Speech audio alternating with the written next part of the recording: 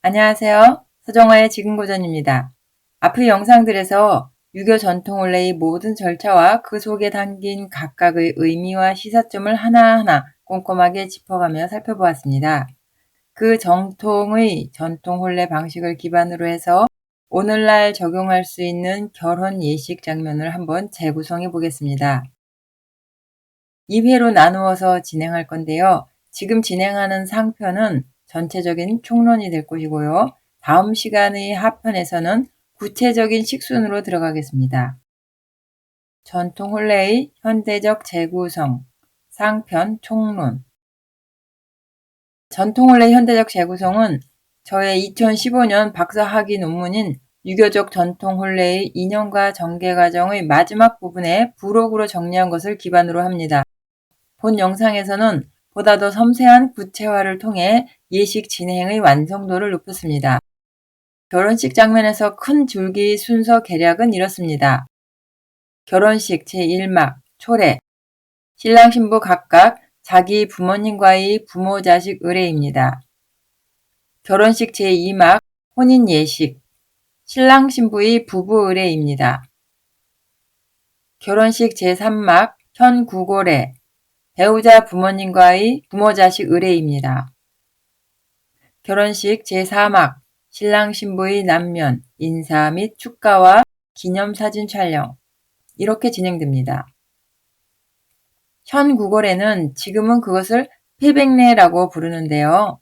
모두 알다시피 신부만 하는 것으로 되어 있기 때문에 앞에 며느리 부자를 붙여서 부현구고례라고도 합니다.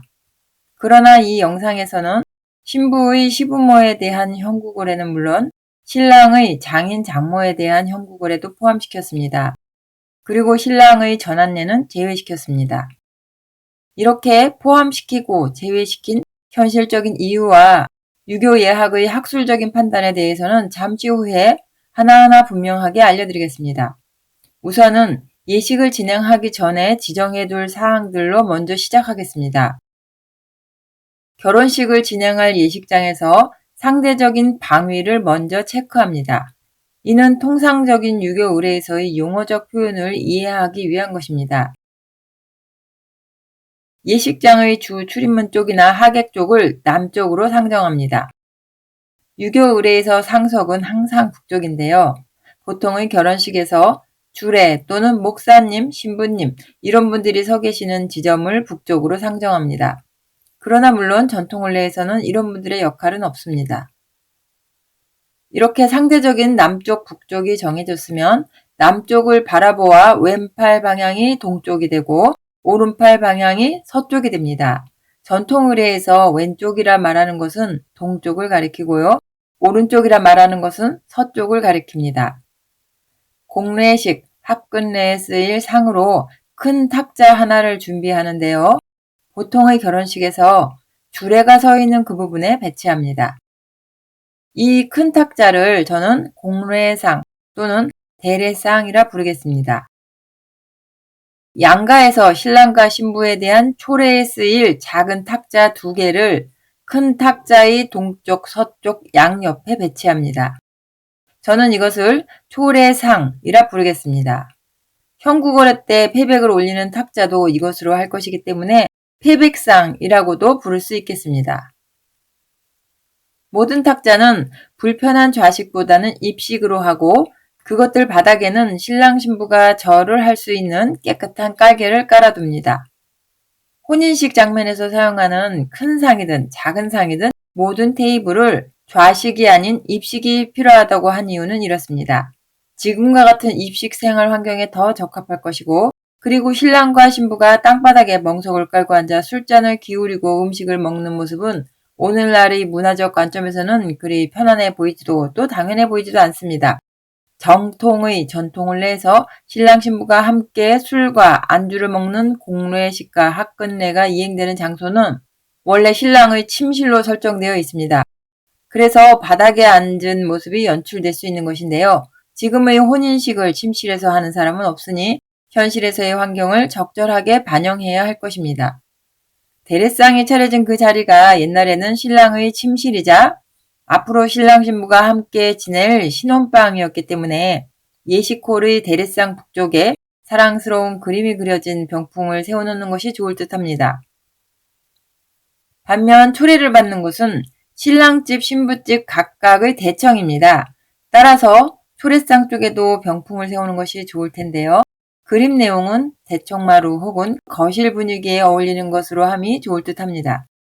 신랑 측과 신부 측이 각각 동쪽과 서쪽 어느 쪽의 초례상을 취할지 양가가 합의해서 정합니다.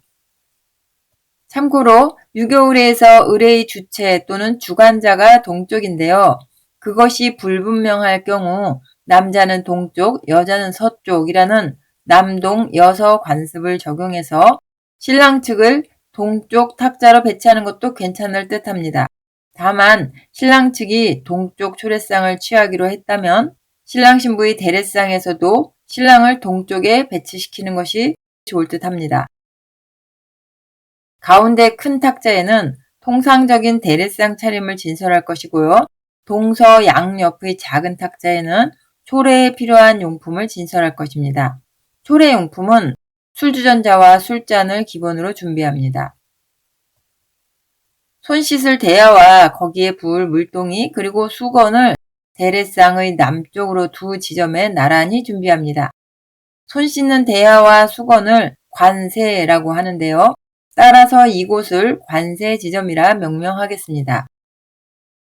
바로 이 손 씻고 수건으로 닦는 관세 지점은 주자가래에서는 혼인 예식을 치르는 신랑의 침실 내 북쪽 모퉁이, 즉 동북쪽과 또 남쪽 모퉁이인 남동쪽에 두는 것으로 설정되어 있습니다.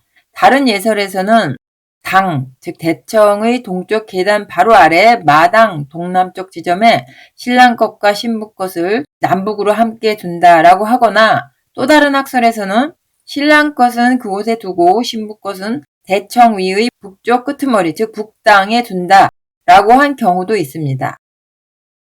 이런 여러 학설에도 불구하고 저는 신랑 신부의 관세 지점을 모두 대례상 남쪽 위치에 둘 것을 권합니다. 일단 북쪽 관세의 사용자는 신부이고요. 남쪽의 사용자는 신랑이라는 것이 옛사람들이 보편적인 생각입니다. 통상적으로 북쪽을 상석으로 하지만 그 경우는 그것이 적용된 것은 물론 아닙니다. 전통 의례서에서 대부분 신랑이 손 씻는 위치를 남쪽에 두고 신부의 손 씻는 위치를 북쪽에 둔다고 한 이유는 여성들이 지내는 지점이 남성보다 더 깊숙한 안채에 있었기 때문입니다. 굳이 음양 이론을 대입해서 여성이 음임으로 북쪽에 해당한다고 해석할 수도 있겠지만요. 혼례를 포함한 유학의 의례는 음양 사상이 보편화되기 이전부터 있었기 때문에 음양론으로 대입하기에는 문제가 있습니다. 신랑 신부의 관세 지점 방향은 전통시대의 사람들의 현실적인 일상생활이 반영된 남녀 간 상대적인 배치일 뿐입니다. 주자가래는 물론 모든 의례서에서 공통적으로 혼인의식을 진행하는 곳은 신랑의 침실이었지만 신랑집이 아닌 신부집에서의 혼인 예식이 일상적이었던 우리나라에서는 신부가 아버지에게 초례를 받았던 대청마루 그 자리에서 그대로 혼인의식을 진행하기도 했습니다. 옛사람들은 그와 같은 혼인식 장면을 편히 앉아서 참관할 수 있는 하객들의 자리랄 것이 따로 없었습니다. 지금 시대의 결혼식은 하객들이 정해진 좌석이 일률적으로 되어 있고 신랑 신부의 일거수일투족 퍼포먼스를 참관하여 볼 수 있게 배치되어 있습니다. 따라서 신부의 관세 위치를 대례상 북쪽에 두어서 가려서 잘 보이지 않게 하는 것보다는 남쪽에 둔 신랑의 관세의 자리와 나란히 두는 것이 적당할 것이라고 생각됩니다. 신랑 형구거래의 추가.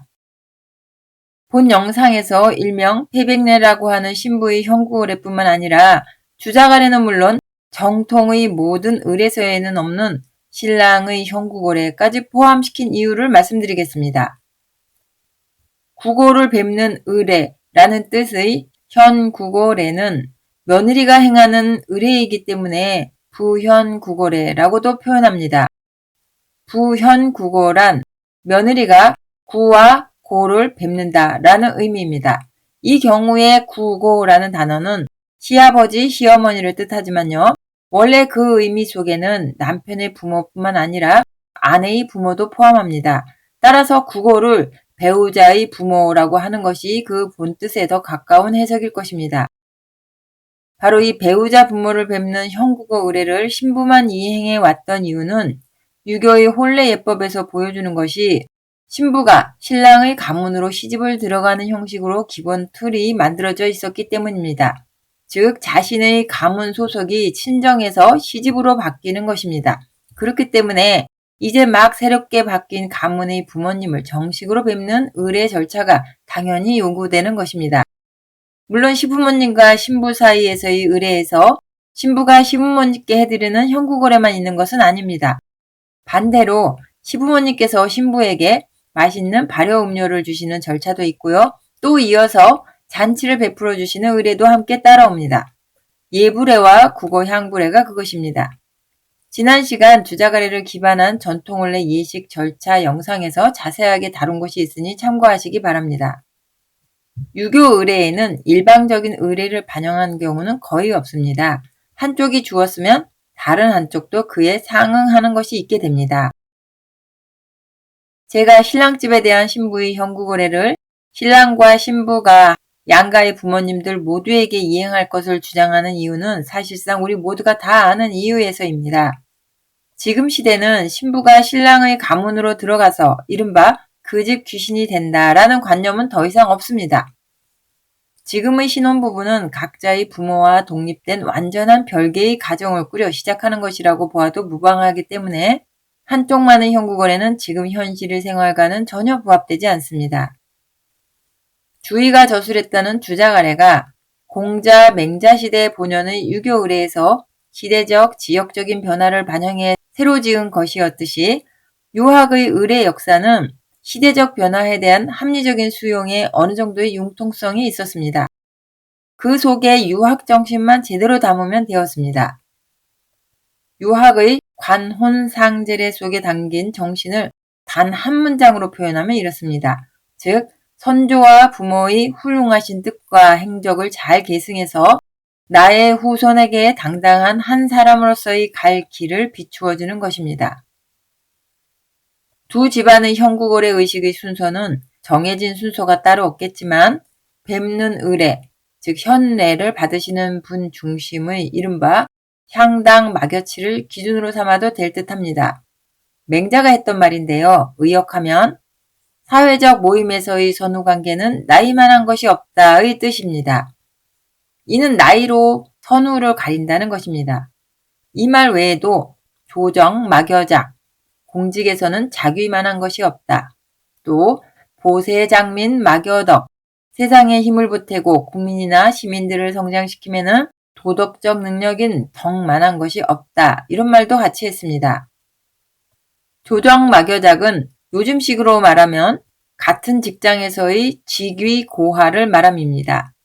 전혀 상관없는 다른 직장에 다닐 경우 나와 그의 직위 차이가 아무리 커도 서로 전혀 간섭하지 않으니 설령 직위 차이가 크게 나더라도 직장이 다르다면 의미가 없겠지요. 보세장민 막여덕의 경우는 만인에게 귀감이 되어줄 만한 덕의 크기를 말한다고 볼 수 있습니다. 많은 사람들이 존경하는 공인이라면 이 조건에 유리할 수도 있겠네요. 정통 혼례에서 신부의 형국어례 장면에 신랑은 등장하지 않습니다. 즉 원래 형국어례는 신랑 없이 신부만 하는 것입니다. 그렇듯이 신랑의 형국어례 역시 신랑 혼자만 올리는 것으로 해야겠지요. 그런 점에서 이런 거 저런 거 따지지 않고 신부의 형국어례와 신랑의 형국어례를 양측에서 동시에 하는 것도 예식이 산만해 보이지만 않는다면 그런 방식도 생각해 볼 수 있겠습니다. 전환례. 앞에서도 말씀드렸듯 이 영상에서는 신랑의 전환례는 포함시키지 않았습니다. 전통 혼례하면 사위가 장인께 나무로 만든 기러기를 올리는 전환례를 떠올리는 사람들이 적지 않을 듯합니다. 경우에 따라서는 장목께 올리는 모습으로 연출하기도 합니다. 그러나 어쨌든 이 전환례는 오늘날의 혼인 예식에서는 생략해도 무방할 만큼 그다지 큰 의미는 없습니다. 기러기를 예물로 쓰는 것은 공자, 맹자 시대에도 있었던 것인데요. 그 본연의 의미는 남의 집을 귀빈의 자격으로 방문할 때 들고 가는 패백 예물이었습니다. 혼인 관련 의례서에서 장인댁에 가는 신랑이 예물로 가져가는 그 기러기를 나무로 깎은 것으로 대체해도 된다라고 했던 근본 취지는 형편이 넉넉하지 못한 경우의 처지를 위한 것이었습니다. 즉, 무조건 나무로 깎은 가짜 기러기를 쓰라고 했던 것이 아니라 진짜 기러기를 준비할 형편이 못 될 경우에 그냥 기러기 예물의 상징성만 취하라는 의미에서 나무 기러기로 대체해도 된다고 했던 것일 뿐입니다. 지금은 그 날아다니는 날짐승을 살 돈보다도 더한 돈을 써가면서 결혼식을 하는 시대입니다.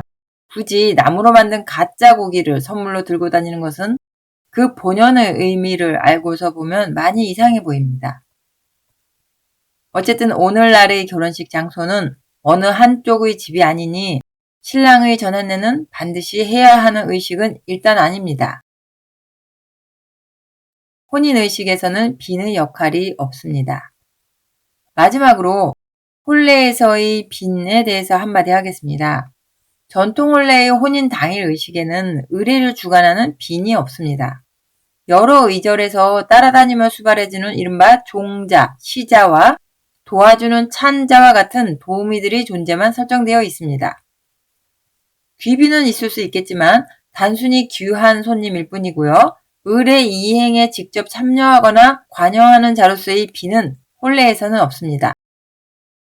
의례 진행에 관여하는 자로서의 빈의 존재는 성인식인 관례에는 아주 중요한 역할을 해주는 없어서는 결코 안 되는 주연급 출연자로 존재합니다. 그러나 혼례에는 그런 빈이 없습니다. 제가 이 말을 굳이 하는 이유는 이렇습니다. 신랑 신부의 교배례, 학근례 때 구경꾼이나 하객의 자세로 그 새 부부를 박수치는 마음으로 그냥 바라봐주는 사람이 어쩌다가 대례상 북쪽에 서 있는 것은 전혀 상관없습니다. 그런데요, 마치 주례자나 주례 목사처럼 혼인식 홀기 문자를 하나하나 외치며 대례식의 사회를 봐주는 사람이 신랑 신부 대례상 바로 위 북쪽에서 남면에 서 있는 모습으로 연출되는 것은 정통의 전통혼례에서는 있을 수 없는 설정입니다. 물론 의례의 매끄러운 진행을 위해 의례 진행 사회자가 필요합니다만 그가 있는 자리는 신랑 신부의 포커스 밖에 있어야 합니다. 비록 신랑 신부가 북향하지 않고 서로를 향해 동향, 서향해서 서 있더라도 그들을 앞에 두고 난면할 수 있는 사람은 부모만이 할 수 있는 일입니다. 물론 그날만큼은 그 어린 신랑 신부도 불특정 사람들 앞에 난면할 수 있습니다. 이상 전통혼례의 현대적 재구성, 상편, 총론을 마칩니다. 감사합니다.